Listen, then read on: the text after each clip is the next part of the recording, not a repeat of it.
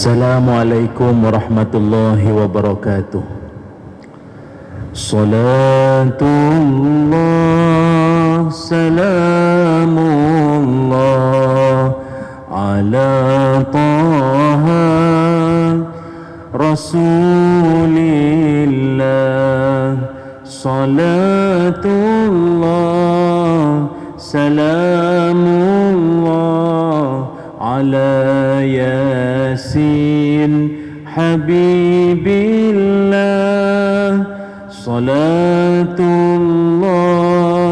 salamullah ala yasin habibillah. Salatullah salamullah ala taha rasulillah. Salatullah salamullah ala yasin habibillah. Salatullah salamullah ala yasin habibillah. Ala yasin habibillah. Ala yasin. Bismillahirrahmanirrahim. Alhamdulillahi rabbil alamin. Wassalatu wassalamu ala rasulillah wa ala alihi wa sahbihi ajma'in. Qala rabbi shrah li sadri wa yassir li amri wahlul 'uqdatam min lisani yafqahu qawli. Allahumma iftah lana qulubana fi talabil ilmi warzuqna ikhlasu fihi wal 'amalu bihi wan nashru bihi hatta ya'tiyana al yaqin. Amin ya rabbal alamin. Amma ba'du. Alhamdulillah, syukur dan puji dipanjatkan kehadrat Allah Subhanahu wa taala. Dengan izin, ketentuan dan kasih sayang Allah, dapatlah sama-sama pada malam ini kita dipertemukan di Masjid As-Salam Puchong. Terima kasih saya ucapkan atas kesudian pihak masjid menjemput saya dan seterusnya kepada ahli jawatan kuasa, tuan-tuan haji, perempuan hajah, ibu ayah, adik-adik, anak-anak muslimin muslimat. Moga-moga semuanya dirahmati Allah sekalian. Amin ya rabbal alamin. Alhamdulillah, syukur kehadrat Allah, malam ini dengan tajuk yang akan kita sama-sama kongsikan, moga-moga bermanfaat untuk kita semua, iaitu tunjuk baik atau memang baik pun. Itu tajuk kita malam ini. Muslimin muslimat yang dirahmati Allah sekalian, sekarang ini kita berada pada satu zaman di mana gambar itu seolah-olah menjadi bukti kepada setiap perlakuan kita. Maknanya kalau dulu orang hanya sekadar bercakap saja, hanya dia boleh sembang saja, semalam dia pergi dengar ceramah, dengar kuliah, bergambar pula dengan penceramah ke apa kan dulu. Tapi sekarang ini adalah zaman di mana bukan sekadar cakap saja, tapi orang nakkan bukti, gambar tu mesti ada. Lepas tu kadang tu ada setengah, kadang suami lambat balik, isteri tu bila suami lambat balik, isteri tu kadang tak percaya sangat. Jadi akhirnya suami tu dia akan tunjuklah gambar dia dengan penceramah. Maka akhirnya itu menjadi lesen besar untuk dia lambat balik.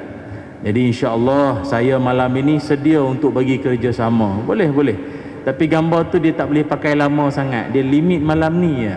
Pasal nama kuliah maghrib, bukan kuliah subuh di malam ni. Yalah, esok ustaz lain lah pula gambarnya. Jadi gambar ini dia seolah-olah hari ini dia jadi bukti, ataupun orang nak menilai kadang-kadang dengan gambar. Sebab itu hari ini ada satu istilah yang orang sebut ia sebagai politik gambar, dia panggil. Apa makna politik gambar atau poligam? Dia kalau poligam, mi kat belakang tu lain. Itu bab-bab tu orang perempuan belarak balik nanti ni.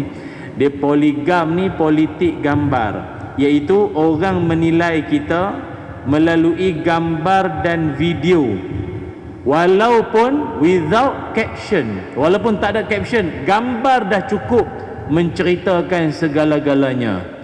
Tuan-tuan duduk dengar ni, perang ambil gambar masuk dalam Facebook, biarlah gambar berbicara. Oh cik kan, nak bagi tahu dia duduk barisan paling depan penceramah. Macam tu. Tak payah share location, bagi gambar cukup dah. Dia belakang sikit pada kamera contoh. Jadi gambar ni dah boleh cerita macam-macam dah. Jadinya pada hari ni ada setengah orang menjadikan gambar itu dengan tujuan yang macam-macam. Dengan tujuan nak meraih puji-pujian orang, nak meraih perhatian orang, nak mengejar mendapatkan like, subscribe, share dan juga followers. Itulah matlamat yang hati orang kan, kita bukannya tahu, tapi tak dinafikan memang ada segelintir memang niat macam tu pun. Letak satu, kadang saya pun tak tahulah akhir zaman ni, kadang dia letak air sirap je pun yang like tu sampai 50 orang like yang begini, lambang bagus ni, suka 50 orang bagi like. Taklah kalau gambar dengan Imam Mekah ke, gambar dengan mufti ke, ulama syekh mana-mana payah jumpa, sirap 5 pun mau like, 50 orang like pula tu. Macam dah tak ada kerja dah kan, dunia dah nak kiamat agak. Lepas tu pula yang like itu satu hal, yang komen pun ada, sedapnya kat ni leh lanja tak, seleruk pun ada, SLRRRRRPPPP. Dia say, apa benda seleruk ni, apa bunyi sedut tu, serup tu, serup tu pun dia nak komen juga. Memang dah tak ada kerja lah agak manusia kan. Jadi semuanya it's all about the image, semua kerana gambar ataupun picture, gambar tu sendiri. Jadi oleh kerana itu tak dinafikan juga bila masing-masing semua nak mempamerkan gambar di sana sini, maka terselitlah dalam banyak-banyak itu ada orang yang memang dia sengaja nak menunjuk atau dia tak nak menunjuk, kita pun tak tahu. Tu yang kata dia nak tunjuk baik, atau kalau tak ada gambar pun memang dia tu orang jenis baik pun, entah siapa paparazzi mana entah curi ambil gambar dia, mungkin. Sebab itu hari ini manusia kadang-kadang tu bila dia buat satu kebaikan pun kadang tak terlepas daripada pujian orang ataupun penyakit hati. Macam contoh sejak daripada PKP hari itu, banyak sumbangan dalam masyarakat kita, NGO lah macam-macam bagi sumbangan. Dia panggil apa, macam-macam lah. Saya tengok yang peringkat masjidnya, yang di kampung taman, food bank, bakul makanan, dompet peduli umat, kotak rezeki, gerobok rezeki, infak dapur ummah, skuad amanita, dapur it'am, santunan duafa. Ini semua menjurus ke arah nak bagi sumbangan. Okey. Tapi dalam banyak-banyak yang bagi sumbangan tu pun banyak juga yang ambil gambar sambil bagi sumbangan. Bawah jambatan, dalam sungai, dalam hutan, seberang laut. Oh, memang gambar. Sumbangan ikhlas. Macam tu. Jadi bila berlakunya situasi macam ni, menimbulkan persoalan dalam masyarakat kita, sebenarnya bergambar sambil hulurkan sumbangan, buat benda baik, mesin rumput sambil membantu masyarakat. Mesin tu seminit ya, gambar lebih. Banjir, tenggelam banjir, menyampaikan bantuan, perap ambil gambar. Dia datang nak cuci tu seminit ni, pegang penyapu, kamera sampai 30. Malam ni kamera ada berapa? 1, 2, 3. Tak cukup. Kalau ada satu tempat tu banjir 30 kamera dia keliling. Orang macam tu kita nak cakap macam mana tuan-tuan? Tuan-tuan boleh cakap dia riak? Boleh tak? Itu riak tu Ustaz, itu bukan betul ni pun. Itu baik ada makna. Tak pernah pun buat itu, tiba buat pula. Jadi kita nak cakap macam mana tuan-tuan? Ini persoalan malam ni yang saya bangkitkan ni. Sebab saya tengok rata-rata dalam dunia maya hari ni, mulut main lepas kan. Kadang saya balik kampung bergambar dengan mak, kadang-kadang orang tua kita, tak payahlah tunjuk baik dengan mak tu. Ada yang komen macam tu, apa masalah kau? Mak sendiri, bukan makwa, faham tak? Mak sendiri. Kita nak tunjuk ini satu contoh. Kita duk cakap dengan orang, mehlah berbaik-baik dengan mak kita. Kita tunjuklah contoh, macam ni lebih kurang mak kita. Kadang tu kita kongsikan, kita kongsi pergi berjalan dengan keluarga, kita sama-sama luangkan masa dengan keluarga. Alah ustaz, tak payahlah tunjukkan kekayaan, bercuti jauh-jauh pula. Apa kau nak sebenarnya? Duduk di rumah tak gimana kan? Lah kita luang masa di rumah dengan keluarga. Apalah ustaz, pergilah berjalan, rumah anak-anak semua terkongkong di rumah. Kau nak apa sebenarnya ni? Aku pergi jalan, salah duduk di rumah, tak kena. Jadi ini kita nak cerita ni tuan-tuan malam ni, supaya masyarakat kita faham bahawa ada situasi di mana gambar-gambar ini kita tidak lagi salah erti lagi dah dalam masyarakat kita. Dalam Al-Quran, Allah Subhanahu wa taala berfirman berkait tentang isu sedekah atau bagi sumbangan atau berbuat baik secara terang-terangan ataupun sembunyi-sembunyi. Apa ayatnya? Kata Allah Ta'ala, A'udzu billahi minasyaitonir rajim. In tubdus sadaqati fa ni'mahi wa in tukhfuha wa tu'tuha al-fuqara fa huwa khairul lakum ila akhiril ayah. Sadaqallahul azim. Allah Ta'ala berfirman, kalau kamu tunjukkan sedekah itu secara terang-terangan, buat mokcek besar-besar, sumbangan untuk masjid RM5,000, besar-besar tu, ambil gambar wartawan semua perak-perak. Kata Allah Ta'ala, perbuatan itu adalah baik, kata Allah Ta'ala. Itu bagus, itu baik. Akan tetapi kata Allah Ta'ala, wa in tukhfuha wa tu'tuhal fuqara, kalau engkau bagi sumbangan, kalau tadi terang-terangan, sekarang kau bagi secara sembunyi-sembunyi, transfer account, ataupun dia pakai kod QR saja, dia scan diam-diam lah, dia tak pakai mokcek, dah, dia transfer diam-diam.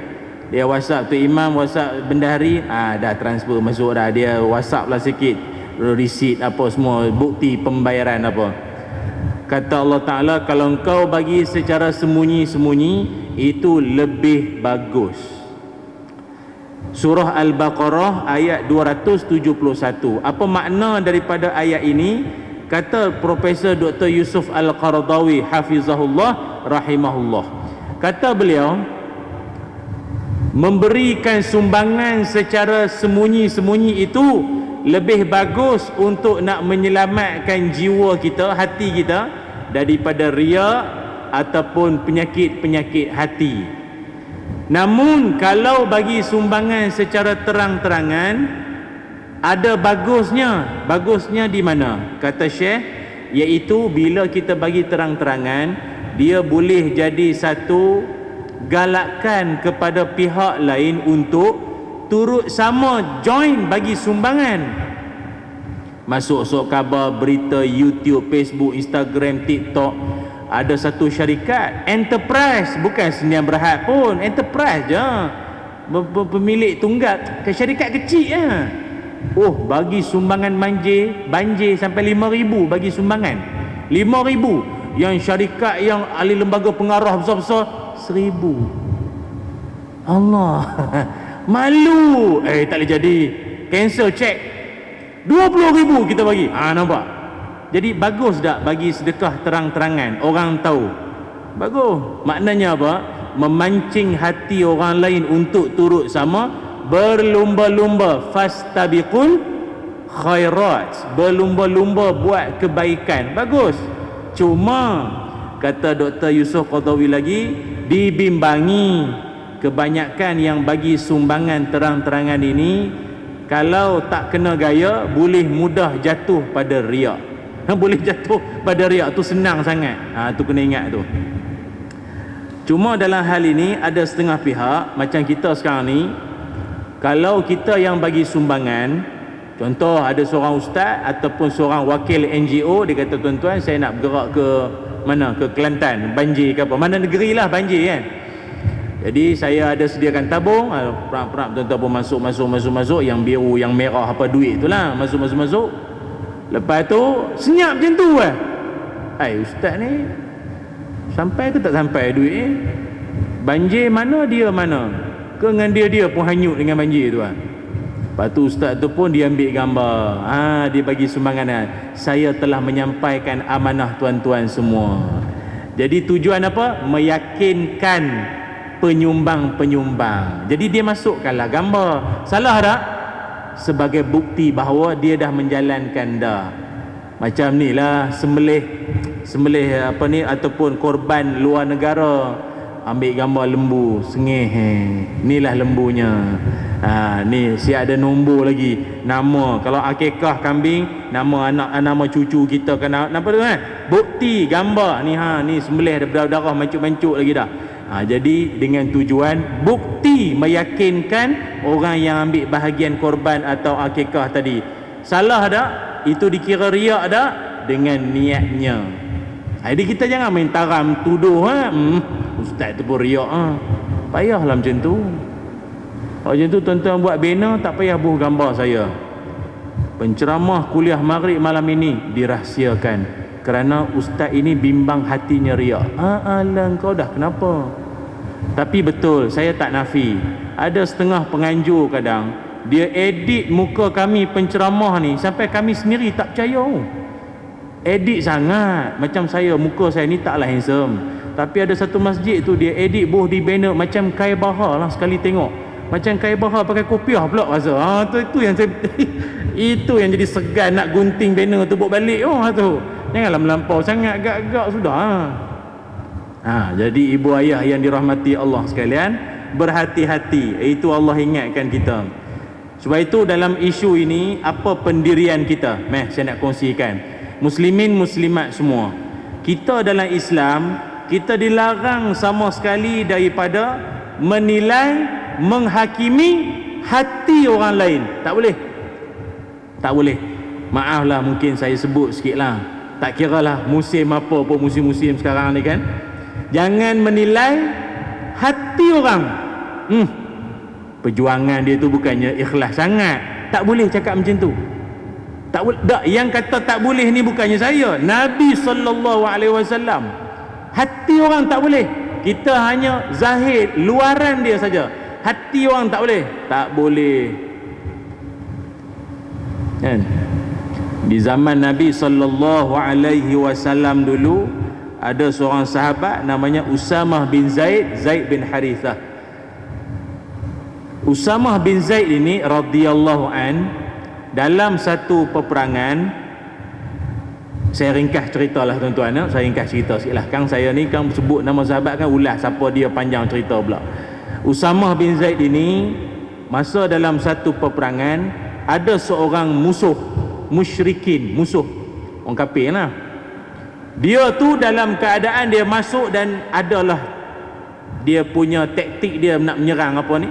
Tiba-tiba yang si musuh itu dia boleh pula mengucap syahadah. Mengucap syahadah. Bila mengucap syahadah maknanya apa? Dia berserah diri masuk Islam lah. Namun Usamah bertindak membunuh orang tersebut, musuh lelaki-lelaki itu. Bunuhlah itu. Tindakan Usamah pergi bunuh laki-laki tersebut sampai ke pengetahuan Nabi SAW. Sampai ke pengetahuan Nabi. Nabi dapat tahu, Nabi marah. Tindakan sahabat yang nama Usamah bin Zaid tadi yang pergi bunuh apa ni, yang musyrikin pergi mengucap tadi tu, Nabi tegur, Nabi marah dia. Apa sebab? Nabi mengajarkan, inni lam aumar an anaqiba an qulubin nas wala asyqa butunahum. Kata Nabi sallallahu alaihi wasallam, isyak dah ayan isyak apa ayan.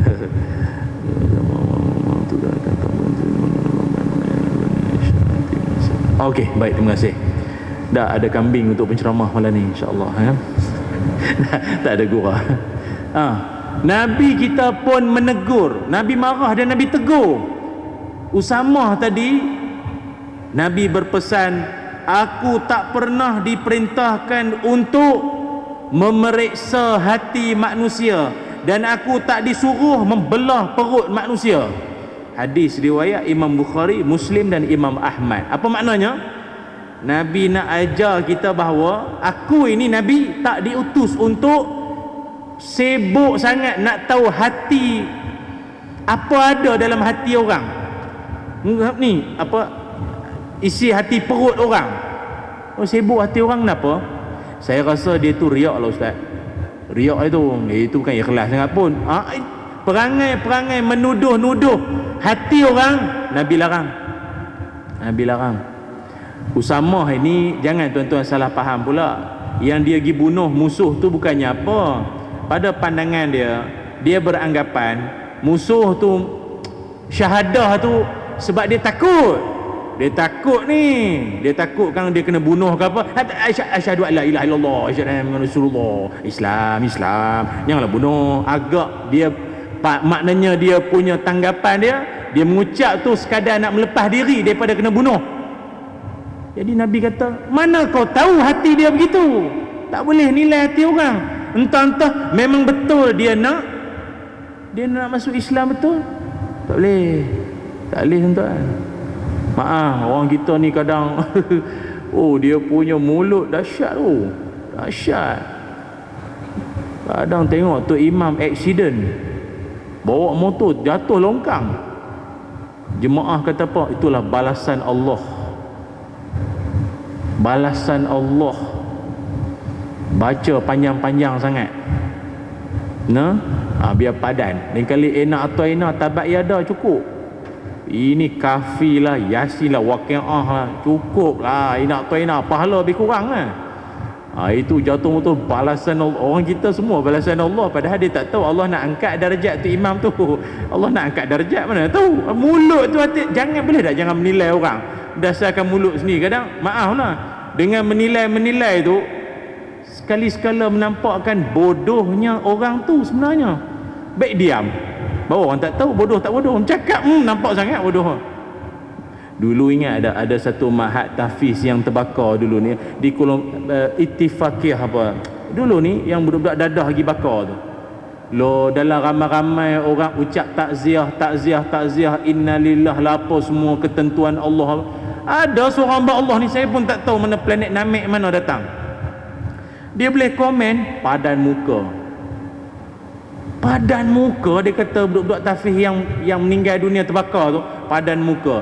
Quran dah elok, dah terbuku elok, sibuk nak mengapai, buang masa.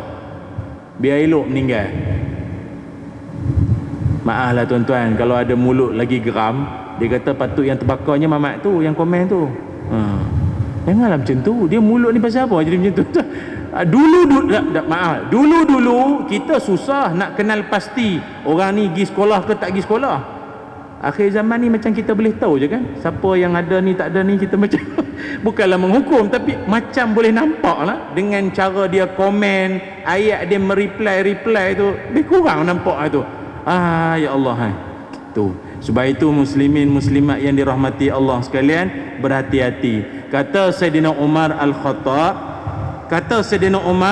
kalau seseorang itu dia buat benda baik, dia tunjuk kebaikan dan benda baik, maka kami akan sayang pada dia walaupun hatinya niat tak baik. Kata Sayyidina Umar, akan tetapi kami akan membenci orang yang buruk, jahat perangai, akhlak tak senonoh walau hati niatnya baik. Tu kata Sayyidina Umar Al-Khattab. Jadi hati-hati. Cuma kita dalam masyarakat pada hari ini perlu kena faham, ada setengah amal ibadah kita yang ada ketikanya boleh tunjuk ke orang, ada setengah tu jangan tunjuk ke orang. Ada. Kata Imam Al-Aiz Abdissalam rahimahullah menyebutkan tentang hukum menyembunyikan amalan ataupun menzahirkan amalan itu ada 3. Ada berapa? Ada 3.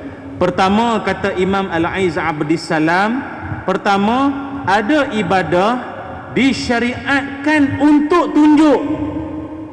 Disyariatkan untuk tunjuk.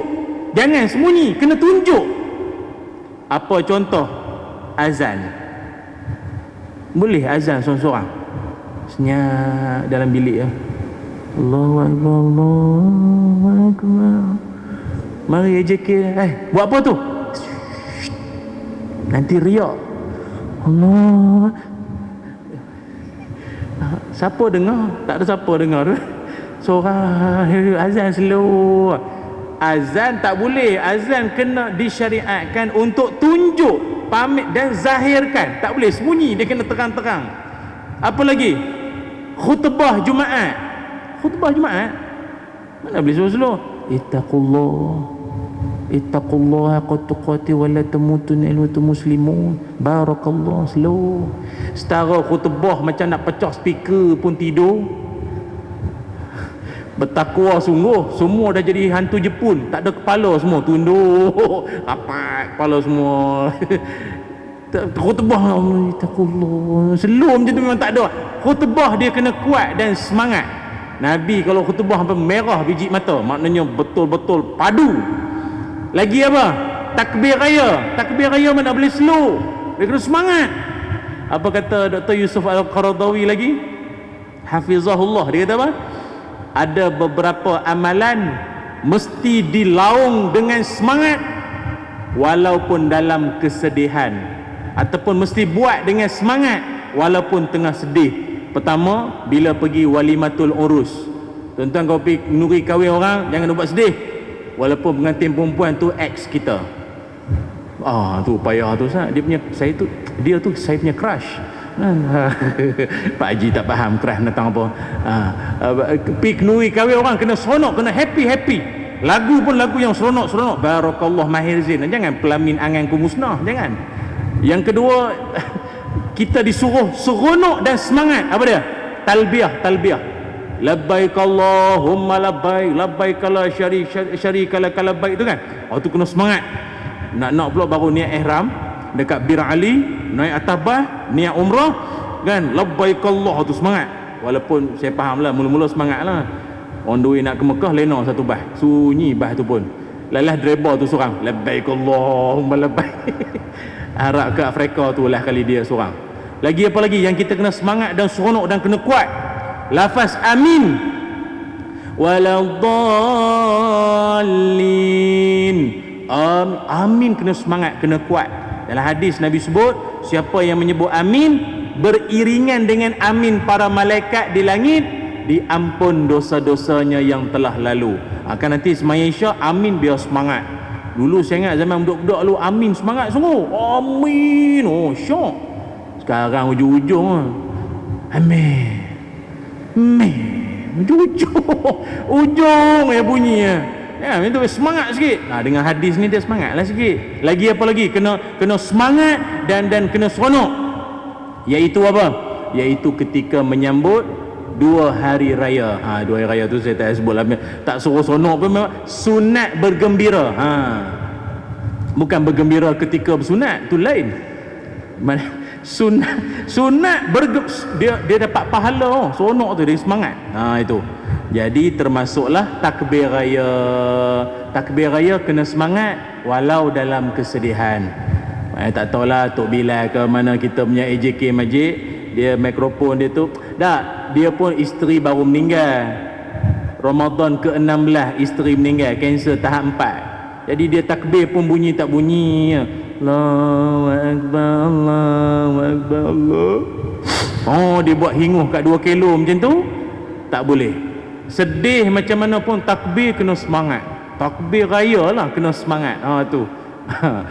Itu antaranya. Jadi pertama kata Al-Ais Abdissalam, ibadah atau amalan disyariatkan untuk tunjuk. Tadi saya sebut apa tadi? Antaranya azan, khutbah Jumaat, takbir raya, iqamah, baca Quran dalam solat, dan banyak lagi lah, panjang lah pula tuan-tuan, lain kali lah cerita. Yang kedua, ibadah yang disembunyikan lebih afdal. Maknanya dibuat secara sembunyi-sembunyi itu lebih afdal. Lebih afdal buat sembunyi. Apa antaranya? Khususnya zikir dalam solat. Subhana rabbiyal a'la bihamdi, subhana rabbiyal azim wa bihamdi. Mana ada orang kuat-kuat, pelahannya slow, lebih elok perlahan saja. Tu yang kedua. Yang ketiga, ada ibadah yang kadang-kadang elok sembunyi, kadang-kadang elok tunjuk. Apa dia? Pertama dakwah, kedua sedekah. Kadang-kadang elok sembunyi, kadang-kadang elok tunjuk. Pertama dakwah, kedua sedekah. Dakwah ni ada ketikanya ni macam ni, ramai-ramai tengok siap buat live lagi ni, YouTube ke Facebook ke apa ni ramai tengok terang-terangan. Tapi ada ketika dakwah itu buat sembunyi-sembunyi, tertutup.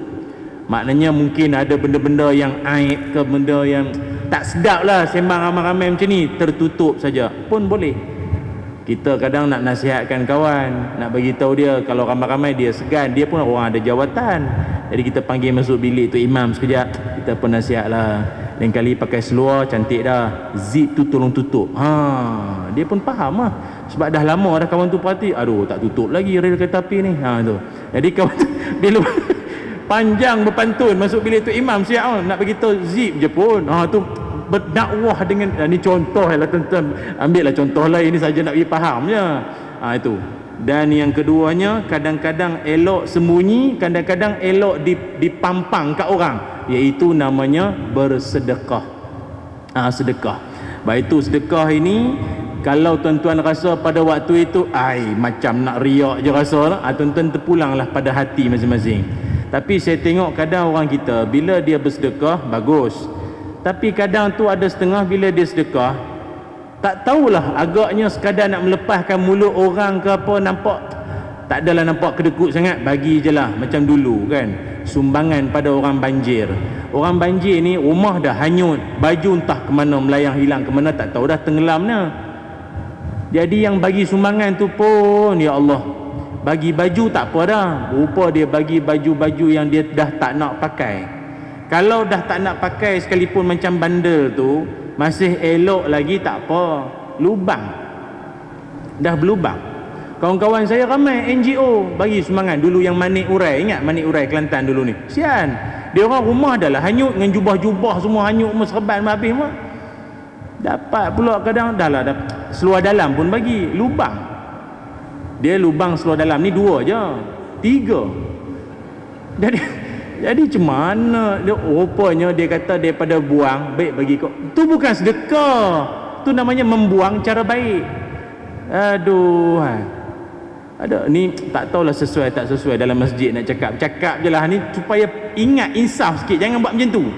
Yang perempuan-perempuan, ibu-ibu banyak mengadu, dia orang dapat baju dalam, tali tak ada, jadi nak gantung kat mana? Ustaz pegang macam tu tak ada tempat nak gantung. Apa ni bagi, baik tak payah bagi, kesian. Jadi kalau nak bersedekah pun biarlah ada sistem, jangan berlonggok tu kan, jangan macam tu. Paling banyak baju kurung ni, dia orang cakap, dia orang cerita, kami dapat ustaz, dapat kotak-kotak banyak, buka dengan harapan ni lah baju-baju nak pakai buat semayang. Pah baju kurung, pah baju kurung. Untuk imam tu pula lah baju kurung semayang. Makmum memang tak khusyuk lah semayangnya, zip nampak di belakang tu. Jadi ingat, sedekah ni biarlah ada sistem. Itu dia, ingat, dia sama ada nak bagi terang-terangan atau sembunyi-sembunyi, kedua-duanya tak ada masalah, tak boleh menghukum orang. Itu cumanya ada setengah orang dia kata, tak boleh ustaz, ibadah ni patut kena sembunyi, mana boleh tunjuk ke orang ibadah ni.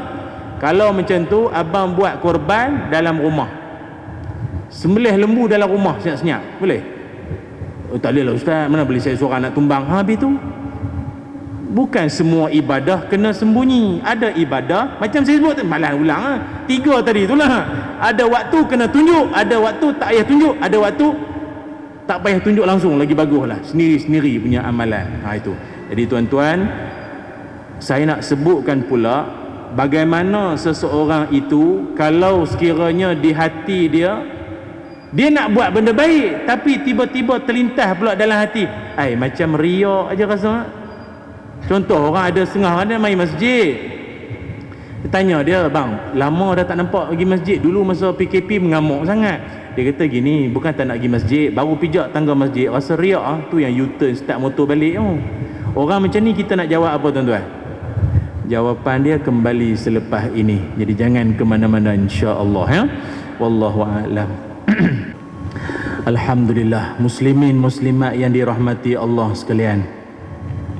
Kembali kita menyambung perbincangan kita berkaitan tentang tunjuk baik atau memang baik malam ini insya-Allah, dan saya mohon izin pihak masjid untuk melanjutkan sikit bicara saya hingga ke beberapa minit lagi insya-Allah. Tuan-tuan yang dirahmati Allah sekalian,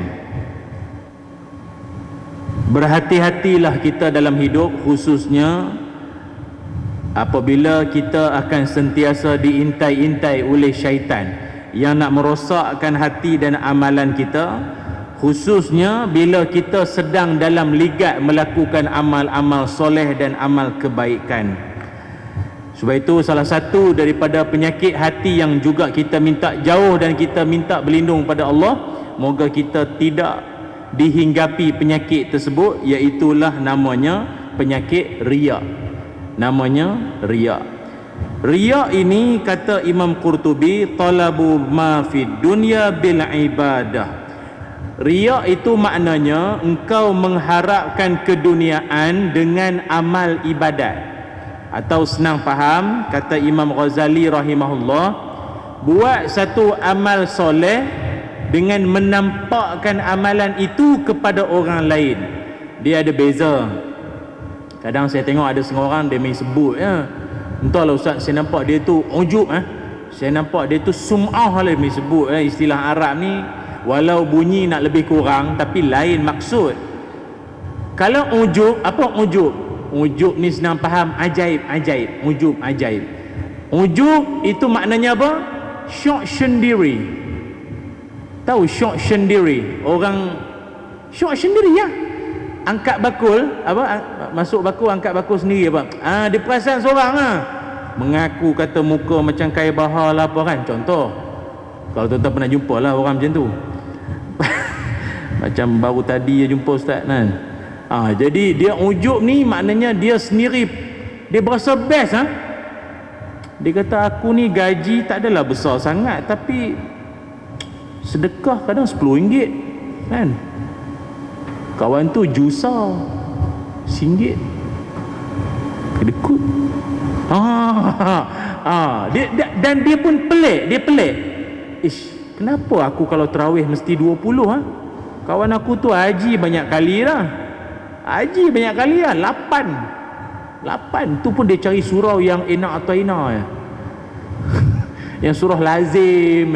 Aku kenapa tanda-tanda ahli syurga kot. Itu ujub. Dia berasa tak tahu, dia berasa best. Lepas tu bila dia bercakap dengan orang pun nampak sangat Saya tak tahulah tuan-tuan, saya ni memang jenis sehari tak tinggal tahajud tak boleh. Tahajud saya mesti tiap-tiap malam. Tiap-tiap malam. Lepas tu saya rasa kalau sehari saya tak baca Quran, aduh rasa alamak. Dia faham tak syok sendiri ni.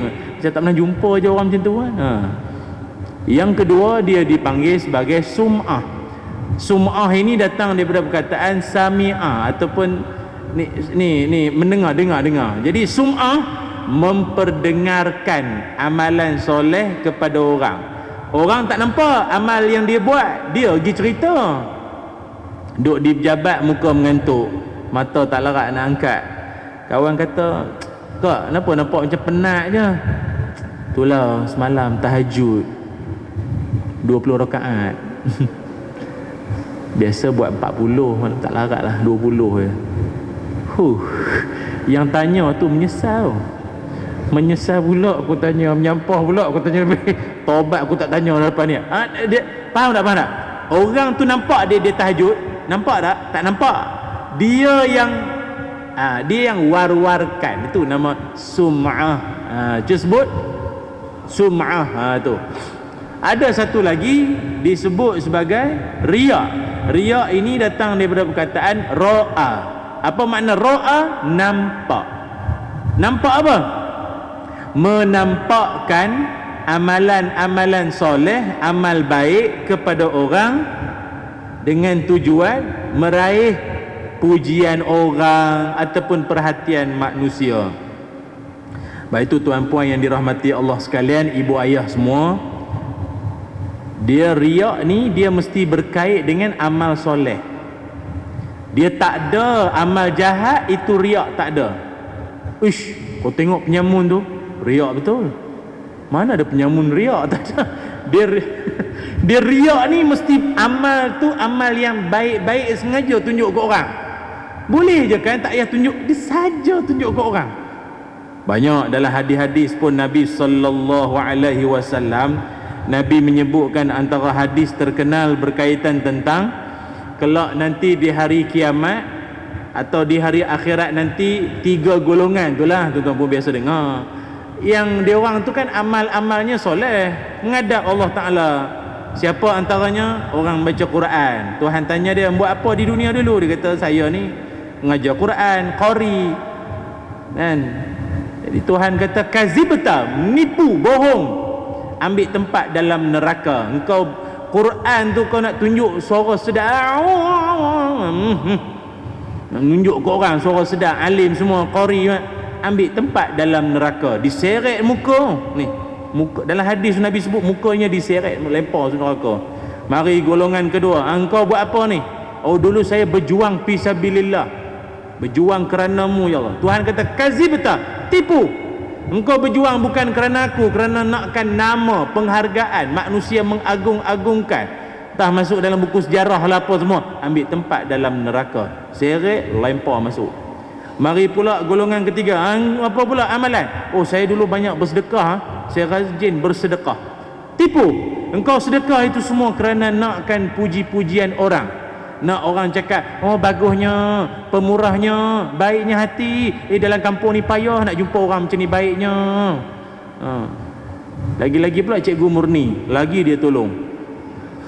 Kalau setakat anak yatim tak payah. Aduh, sampai kena buat malam aneka ragam, payah. Dok-dok Netflix tak faham cerita apa ustaz ni. Tapi Ramli lah. Oh, ini dia sedekah tu bukan kerana Allah, lempar masuk dalam neraka. Dan tuan-tuan pernah tak terfikir, tiga-tiga golongan tu amalnya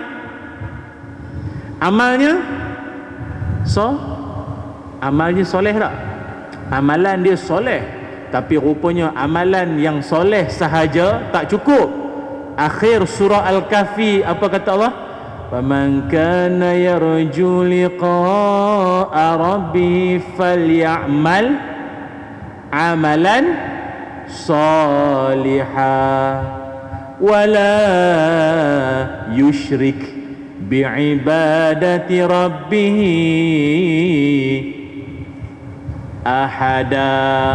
Siapa yang nak bertemu Allah, hendaklah dia beramal soleh, satu, dan jangan mensyirikkan Allah dengan sesuatu yang lain. Amal saja soleh tak cukup, jangan syirikkan Allah. Habis tu ustaz, yang riak tadi tu, riak itu kalau ikutkan dalam hadis Nabi sebut syirik khafi, syirik tersembunyi. Dia syirik tak semestinya lagi sembah berhala, patung apa, seolah-olah dia mempersembahkan amalan untuk follower, untuk netizen, untuk peminat top fan dia. Ni bahasa media sosial lah tuan-tuan. Tuan-tuan ada Facebook tak? Kau face to face. TikTok ada TikTok? Tak ada TikTok? Kena ada. Ejak Saya ni bulan berapa, saya baru je buat akaun TikTok. Saya ada lah, Ustaz Ilyas Ismail lah, saya buat lah. Bukan Kazim Ilyas tau, Ustaz Ilyas Ismail yang terbalik pula. Jadi saya pun buat lah saja. Lepas tu pacak lah kamera tu, TikTok lah, live TikTok, letak itu perang ceramah apa. Habis kuliah saja dalam kereta gatal tangan, TikTok kata sila tengok akaun anda. Sila tengok akaun anda. Rupanya tuan-tuan saja akaun, rupanya TikTok bagi $50. $50. Dahsyat. Orang masjid tak sempat salam lagi, TikTok bagi dah. Tak nak bagi taunya, Kalau ceramah cak ayam macam saya ni pun, ataupun ceramah agama ni kadang bukan ramai orang minat pun dapat duit. Yang bergelek, yang menari, tunjuk aurat, itu yang dia orang tu galak buat benda-benda tak malu, tak bermaruah, fulus. Kita tegur, kita nasihat, apa benda ni? Cikgu-cikgu pun ada yang terlibat dengan TikTok, bergelek menari, tak malu ke? Maruah guru mana? Ustaz boleh bagi duit? Ustaz ceramah boleh bagi duit kat kami? TikTok boleh bagi ya. Patutlah orang tua-tua dulu cakap, orang dulu-dulu ni kalau tak ada duit, jual botol. Akhir zaman tak ada duit, jual diri, jual maruah. Tak malu dengan namanya Islam, tudung pakai elok, joget bergelek semua. Ustaz ni mana tahu dia orang tu bergelek, ustaz tengok ke? Orang cerita. Tuan ni, saya kata jangan menghukum hati orang, janganlah tuan ni. Saya cerita yang zahir sudahlah. Aduh, cemu, maknanya akhir zaman ni memang dahsyat sungguh. Dugaan dia tu memang banyak sungguh, hati-hati tuan-tuan. Allah Ta'ala ni sebenarnya kalau tuan-tuan tengok, dilemparnya pokok amal soleh yang berjuang, bersedekah, yang baca Quran, lempar masuk neraka tu, takkan tak ada budi bicara langsung kan? Takkan tak ada masuk bilik kaunseling dulu lah apa, lempar tu. Kenapa? Dia macam ni, seolah-olah orang yang riak ini tipu Allah dengan mempamerkan amal baik jauh di sudut hati kerana yang lain bukan Allah. Tuan-tuan, kalau dalam hidup kena tipu geram tak? Tak saja tanya je lah, ke tuan-tuan redha ya? Tak apa ustaz, lagi pun saya dah lama tak ditipu, saya okey ya. Tak sihat. Kita kalau orang tipu kita marah tak? Akak-akak macam mana? Suami kita pergi kursus, tahu-tahu balik 3 hari tak balik, sekali balik kita basuh seluar ada dobi baju perempuan. Macam mana kak? Okey ke? Sangka baik. Nak kertas tu dia saja jumpa, saja simpan kot. Rasa kena tipu ni, rasa geram tu. Ya Allah, aku penyek laki aku ni amang kan. Rasa marah kena tipu kan. Kena scam. Pernah kena scam? Kena scam ni tuan-tuan. Senak kalau dulu gores dan menang, ingat tak? Arwah ayah saya ingat lagi masa zaman gores dan menang. Budak tu mari ke rumah jalan kaki. Oh pakcik, makcik, saya datang ni bukan nak jual barang, nak minta makcik tolong tenyeh sikit je pakcik. Zat mak saya pun, ayah saya tahu dah ini budak menipu, tapi orang tua-tua duduk di kampung, anak semua jauh-jauh, boring. TV siaran tak best, anak ada modal nak melayan. Mak saya pun tanya budak tu, oh makcik tahniah, makcik dapat kereta, dapat menang kereta apa, kancil ke apa tak tahu, dapat kereta, tahniah. Ayah saya pun, ayah saya ni kadang nganjing dia kuat juga. Oh sungguh ke, Masya Allah, rezeki baru pas mayasa tadi doa makbul. Allah, ya Allah dapat. Budak tu seronok, masuk pancing dah pakcik ni. Ayah saya kata, adik, rezeki pakcik memang rezeki pakcik. Aduh. Ayah saya kata macam ni lah, adik tadi datang naik apa? Oh tak ada, saya tumpang kereta kawan. Oh macam ni lah adik, kereta yang makcik dapat ni adik ambil je lah. Adik pun datang jalan kaki, tumpang kereta kawan, ambil je lah dah. Bajik, ni bajik punya. Dah adik ambil je. Slow-slow ayah saya kata, adik dah lama ke buat kerja menipu ni, makan duit haram ni dah lama. Tuan-tuan, kalau kena tipu kita rasa geram, rasa marah. Ini kan pula Allah, seolah-olah Allah itu ditipu. Tu lempar masuk neraka tu, menipu sangat, geram sangat, jenis tak insaf ni tu. Sebab itu muslimin muslimat yang dirahmati Allah sekalian, dalam satu hadis baginda Nabi SAW berpesan, kata Nabi, salasatun muhlikatun, Nabi kata ada 3 perkara akan menjahanamkan kehidupan kamu. 3 perkara ini janganlah tuan-tuan buat. Kalau buat 3 perkara yang sebut ni Nabi kata, buat 3 perkara hidup kau akan hancur. Apa? Pertama, syuhun muta'un. Apa makna syuhun muta'un? Kedekut yang keterlaluan, kedekut yang melampau-lampau sangat, melampau sangat kedekut.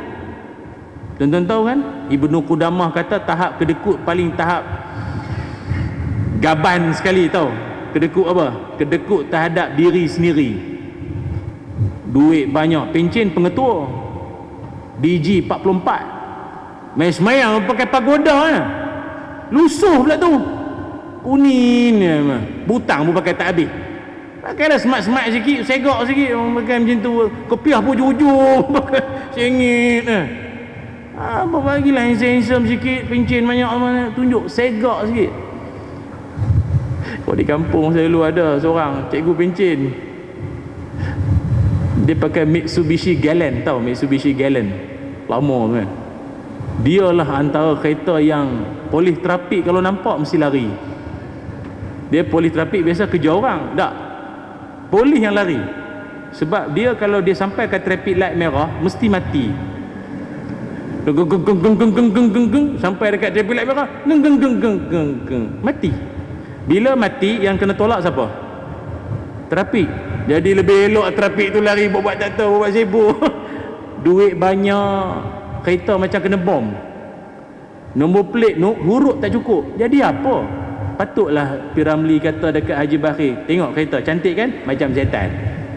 Duit banyak, kereta bercapuk, cat lah elok-elok, itu kedekut paling teruk. Tu Nabi kata siapa meneruskan perangai macam tu lagi, memang itulah manusia hidup akan rosak dan musnah binasa. Jadi malam ini mari sama-sama zahirkan bahawa kita ni insya-Allah tak termasuk dalam golongan kedekut. Saya dengan ini nak war-warkan kita akan ada sumbangan khususnya untuk kita kata pengimarahan, untuk nak pembangunan Masjid As-Salam kita ini. Ada tabung kok insya-Allah ya. Nanti digerakkan tabung tu nanti ke dah gerak dah. Dapat kita sumbang lah tuan-tuan ya. Yang mana saya selalu sarankanlah tuan-tuan tiap kali kalau bersedekah sambil duit tu masuk, dah lalu tabung, tak perasan tak tabung kasyaf tu, saya tak nampak dia. Duit tu kalau masuk dalam tabung tu, niatkanlah moga-moga sumbangan kita ini ianya jadi penawar. Apa kata Nabi? Dawu maradakum bis sadaqah. Ubatilah orang yang sakit dalam kalangan kamu dengan bersedekah. Masuk duit dalam tabung tu niat, ya Allah aku kolesterol darah tinggi, dialisis mau sembuh lah ya Allah. Masuk tu. Ada niat macam tu tadi masa masuk duit tadi, ada niat macam tu? Tak ada niat. Mana tabung tadi? Patah balik. Kita U-turn balik tabung tu, baru niat balik. Boleh nah. Yang kedua kata Nabi sallallahu alaihi wasallam, wa hawan muttabaun, keterlaluan mengikut hawa nafsu. Ngikut sangat hawa nafsu, nafsu makan, nafsu cakap, nafsu tidur. Jangan mengikut sangat, cuba lawan sikit. Tahu mengantuk, lawan sikit. Tahu lapar, tahan sikit. Tahu geram nak musim-musim ni geram ni mulut ni rasa je rasa habis masuk simpang signal tak bagi. Astaghfirullahalazim. Masuk simpang signal tak bagi. Apa masalah? Bagilah signal. Kita ikut dia kat setengah jam daripada tadi, tahu tak? Pernah jumpa orang macam tu? Jenis bangsa masuk simpang tak bagi signal, pernah jumpa kot? Banyak di Baghdad lah, di Puchong tak jumpa, payah jumpa macam tu. Kan? Tu. Dan yang ketiga kata Nabi, buat perangai ni hidup kau akan hancur. Wa i'jabul mar'i bi nafsihi. Orang yang takjub dengan pandangannya sendiri. Dia berasa yang tadi dia syok dengan diri dia sendiri. Ingat, sebab itu salah satu daripada berasa syok sendiri ini, dia boleh membawa kepada riak tadi itulah. Cuma saya nak pesan kepada tuan-tuan semua, kita ni pula janganlah berasa riak itu menjadi alasan pula untuk tak beramal. Kenapa lama tak pergi masjid? Tahulah kenapa. Pijak tangga masjid tu rasa riak pula. Lepas tu start motor balik tu, dia jadi riak pasal dalam taman saya seorang je mari masjid pun. Dia orang tengah duduk siram pokok lah, tengah jemur baju, basuh motor. Gimana? Masjid? Oh soleh. Kau cakap apa? Soleh. U-turn balik. Baru nak baca Quran, a'udzubillah. Oh lokok sedapnya macam qari'ah. Apa kau cakap? Qari'ah. Sadaqallahul azim. Asal tak baca, riak dia pun tak dapat. Dia gini, kata Imam Ghazali, ni dengar. Kalau tidak susah tu, siapa nak beramal macam tu? Siapa nak beramal? Semua alasan riak belaka. tapi kalau makan tak riak pula so tak makan riak elok makan bawah meja, makan orang tak nampak. Kata Imam Ghazali rahimahullah, kata Imam Ghazali,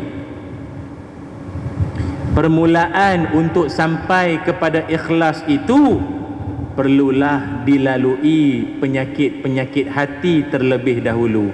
Maknanya kita ni dalam usaha nak sampai pada ikhlas, laluilah dulu, tempuhlah dulu penyakit-penyakit hati. Betul tak? Tipu, buat benda yang orang tak buat, tiba hati tu ikhlas, tipu. Sikit ada rasa tak? Mestinya. Dalam ramai-ramai duduk macam ni, cuy, seorang bangun diri mayang sunat. Allah. Sini pula tu semayang. Hush. Macam sini. Ini riak secara langsung live semayang sini kan. Oh, bismillah. Mata sambil tengok orang. Ramai tengok. Kan. Dia buat benda orang tak buat, standard mesti ada rasa. Betul tak? Dalam satu soft, tabung golek-golek tu, yang masuk dalam tabung tu kita kiri kanan ujung sini seorang tak bagi, kita yang masuk. Ada rasa tak? Dia ada rasa. Nak pula yang dia bagi tu merah, lambat masuk. Dia kata kenapalah lubang ni kecil, patut buatlah besar sikit kan. Betul, lambat pula masuk. Payahlah. Dia macam saya cakap tadi lah, dalam taman kita seorang je mari kuliah maghrib ke kuliah duha je kan. Yang lain-lain semua duk sibuk dengan anak-anak pergi bercuti lah, pergi kenuri lah apa. Kawan tanya mana? Bawa balik daripada masjid. Bagusnya, memang ahli syurga. Dia buat benda memang dia ada rasa. Tapi kata Imam Ghazali, lama kelamaan engkau istiqamah, perasaan itu akan hilang beransur-ansur. Betul tak? Macam contoh, orang yang melaungkan azan pertama kali, dia Bilal lantikkannya lah, bukan Bilal main siapa ni mari ada dia memang lantik. Dia mari azan lah. Allahu Akbar, Allahu Akbar, Allah. Tiba terlintas dalam hati, macam Mekah macam Mekah macam adakah dia kena berhenti daripada azan? Astaghfirullahaladzim, riak lah pula. Setakat ni je lah azan saya tuan-tuan, saya pas ke kawan saya lah pula. Takkan teruskan azan lah, azan teruskan azan tu kan. Tengok Tok Bilal kita kadang tu azan sampai 10 tahun, 15 tahun, 20 tahun. Takkanlah 20 tahun tu riak. Letih nak riak tiap-tiap tahun. Letih. Faham tak? Istiqamah dulu. Malah ustaz kan pergi nanti orang cakap riak, tak apa, biar orang cakap atau kau sendiri cakap. Buat lama riak tu akan terhakis beransur-ansur. Buat je lah. Nak tunggu ikhlas sampai bila? Tu jadi tu imam. Mula-mula jadi imam, pakai kot pula kan. Jabatan agama ni tau. Ni lantikan apa, Jais ke Jakim, ada logo halal sini. Ni imam. Orang kita kan asal Jakim je halal. Halal. Bukan makruh ni halal. Bukan haram je tau. Ni imam. Itu pertama kali soft.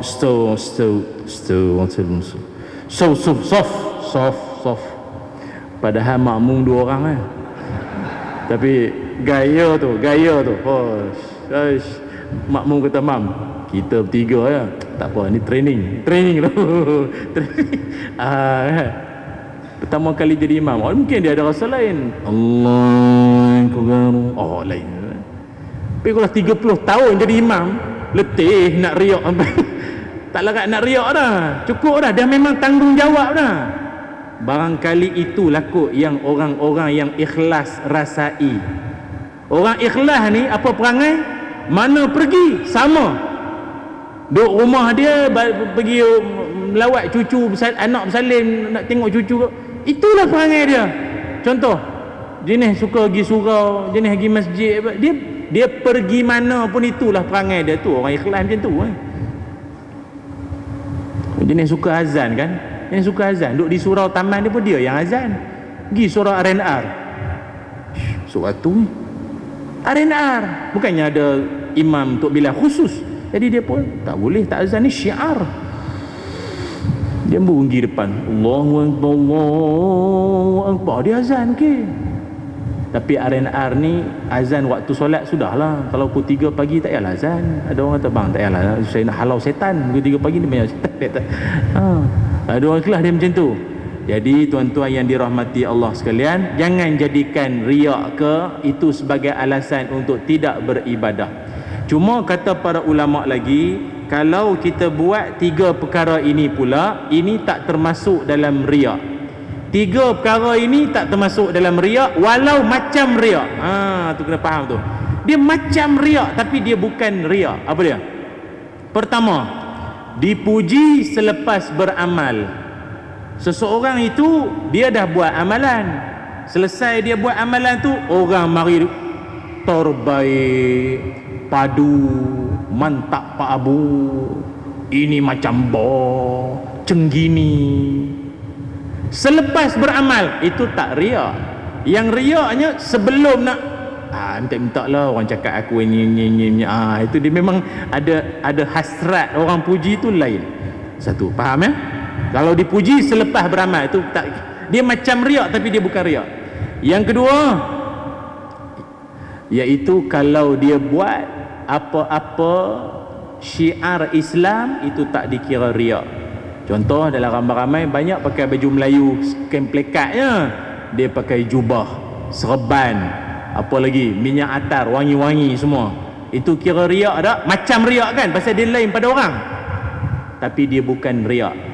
Nabi SAW ada seorang sahabat nama Abu Raihanah.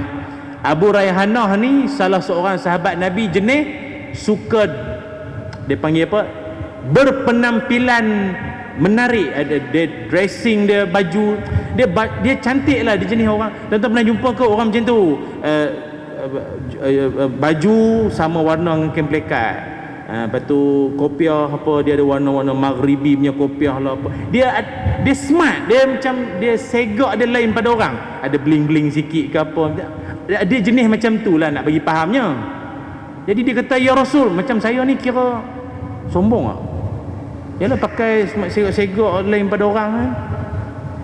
Nabi kata yang tu tak dikira sombong. Yang sombong tu siapa? Batarul haq wa ghamtun nas. Orang yang sombong itu menolak kebenaran dan meremehkan manusia lain. Itu sombong. Engkau bukan sombong. Itu yang kedua. Dan yang ketiga, kata para ulama, macam riak tapi dia bukan riak. Apa? Yang ketiga, iaitu seseorang yang beramal sebab terdorong kerana tengok orang lain pun buat. Faham? Biasa dia semayang isyak, pas semayang isyak, fardu isyak tu balik lah, dia balik lah, tak ada semayang sunat dah. Ba'diyah tu dia tak buat dah. Sampai dia pergi masjid dengan anak, seorang anak dia motor, naik motor. Dia tunggu di motor, anak dia mana? Dia kata budak ni main sungguh. Anak dia pun datang, mana ni main ke apa? Dia kata, sorry lah abah, tadi semayang sunat ba'diyah. Oh, kau bukan main dah, saya semayang sunat ba'diyah. Ayah dia pun, kau tunggu jap, abah dia masuk semayang sunat ba'diyah. Yang tu kira riak tak? Tak. Sebab apa? Dia terdorong tengok orang lain pun buat, jadi dia pun turut. Itu dia macam riak tapi dia bukan riak, sebab dia buat daripada orang kan. Lagipun dalam amalan ni memang digalakkan berjamaah pun. Macam tuan-tuan, semayang di rumah ke semayang di masjid lagi khusyuk? Khusyuk. Masjid ke rumah? Tak tahulah, saya rasa macam rumah. Pasal rumah ni kita boleh, benda boleh adjust. TV tutup, pintu rapat, anak suruh diam, boleh adjust. Di masjid kadang-kadang banyak benda kita tak boleh adjust. Jadi nak dapat khusyuk tu kadang payah. Kita semayang pula benda tak boleh kawal. Rumah kan seorang semayang ataupun dengan isteri, okey lah. Ni masjid macam-macam orang. Semayang pula sebelah orang yang tak tahu.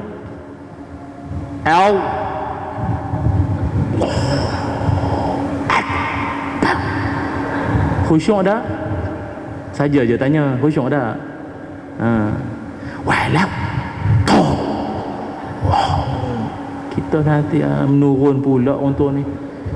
Ada saka pasal dia ni saka tunggu kat luar kot, tak boleh masuk masjid.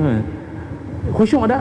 Tak khusyuk juga kan. Lepas tu masa rukuk nampak kuku kaki kawan sebelah, aduh hitam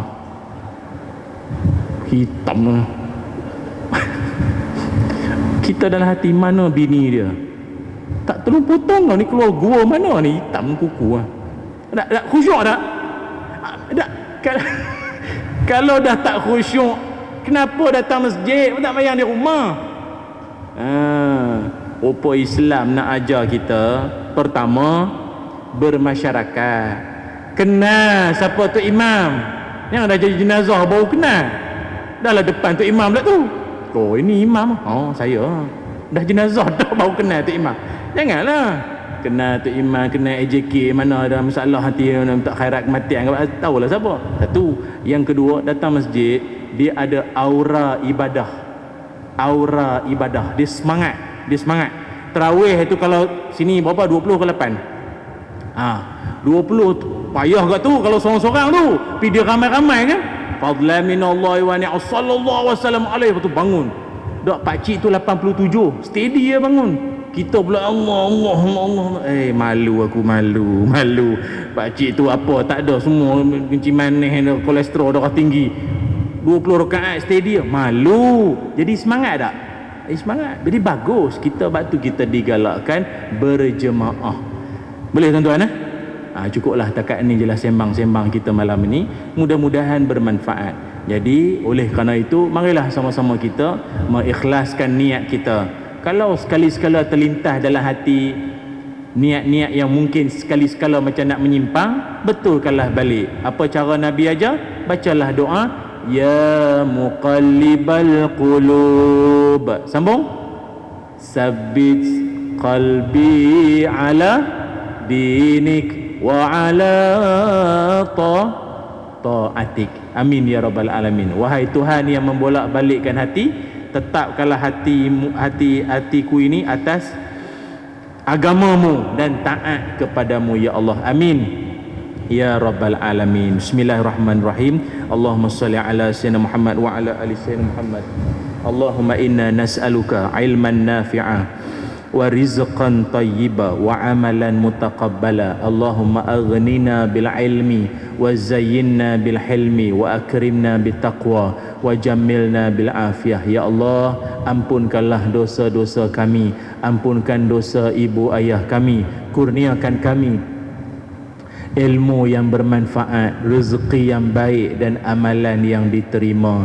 Ya Allah, kurniakanlah kami kemanisan dalam ibadah, kurniakanlah kami semangat untuk beribadah dan menghidupkan solat berjamaah di rumahmu ini ya Allah, ya Arhamar Rahimin. Ya Allah, berkatilah hidup para penyumbang-penyumbang, berikanlah rezeki yang melimpah ruah dalam hidup orang yang suka bersedekah, orang yang tidak pernah kedekut akan hartanya ya Allah, ya Arhamar Rahimin. Wa sallallahu ala sayyidina Muhammad walhamdulillahi rabbil alamin.